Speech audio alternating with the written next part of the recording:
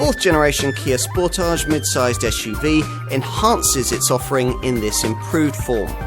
There are two fresh approaches to diesel power, smarter looks and more sophisticated media connectivity. But the reasons why so many people like this car remain much the same. On the move, you'll find that as before, this Sportage is among the more firm riding SUVs in this segment, which does keep body roll in check round the bends, but isn't enough to give this car class-leading driving dynamics. But Kia's certainly getting there.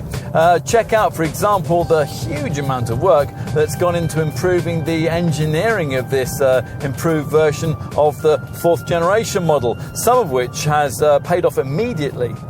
Into that category falls the new U3 series 1.6-litre CRDi diesel power plant, which is quieter and more flexible than the rumbly 1.7-litre unit it replaces. And it's the engine that we'd recommend for this car, offered in 114 and 134 bhp guises, and in its perkier form available with 7-speed automatic transmission and all-wheel drive should you require those things.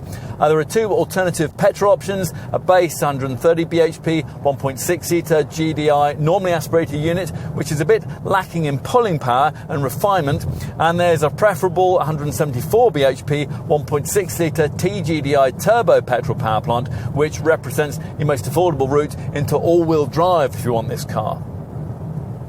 Today, though, we're not sampling any of the engines I just mentioned. Instead, we're trying the 2-litre CRDi mild hybrid diesel model, which uses a lightly electrified 48-volt EcoDynamics Plus powertrain to try to silence the diesel doubters. Now here, a mild hybrid starter generator, or MHSG, is linked up to a compact little 48-volt lithium-ion battery.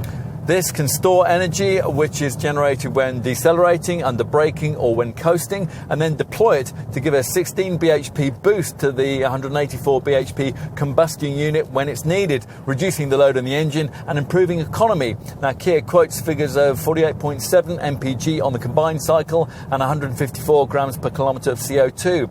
The battery and the MHSG also support a moving stop and start function, which automatically turns off the engine during in-gear deceleration and braking. And the whole thing can be mated with a super smooth 8-speed automatic gearbox, which has been specifically developed for this variant. Do you like it? Well, it's important to Kia that you do, because looks have always been high on the list of reasons why customers have bought themselves a Sportage. Should you already be familiar with this design, you probably won't notice too many changes to this improved version unless you're able to stretch to one of the upper spec variants. Now, if you can do that, though, you'll get yourself a car that makes now a bit more of a driveway statement, thanks to this evolved version of the brand's familiar Tiger Nose grille, which on GT line models features this black blade mesh finish. Time to look inside. Kia's not made too many changes here. The design of the ventilation controls is a bit smarter, plus the 3-spoke wheel has been restyled, and the instruments that you view through that are now more clearly designated.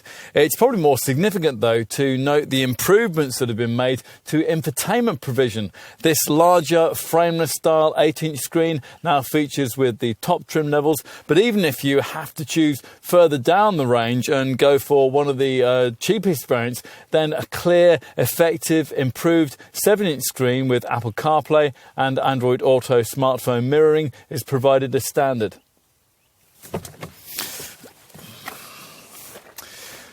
Okay, time to take a seat in the rear. Once inside, if you've previously owned or test-driven a rival comparably priced Qashqai or Attica, you should notice how much extra legroom is freed up by this Kia's slightly lengthier body. It really is significant, and it's aided by these scalloped front seat backs.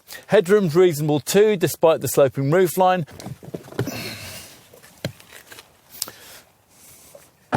Right, let's have a look out back. Petrol models offer 491 litres, the 1.6-litre diesel has 467 litres, and this mild hybrid 2-litre diesel offers 439 litres. In summary, well, yes, you could pay much more for an apparently more sophisticated family SUV of this kind, but after trying a Sportage, you might well end up questioning the need to, which really says it all.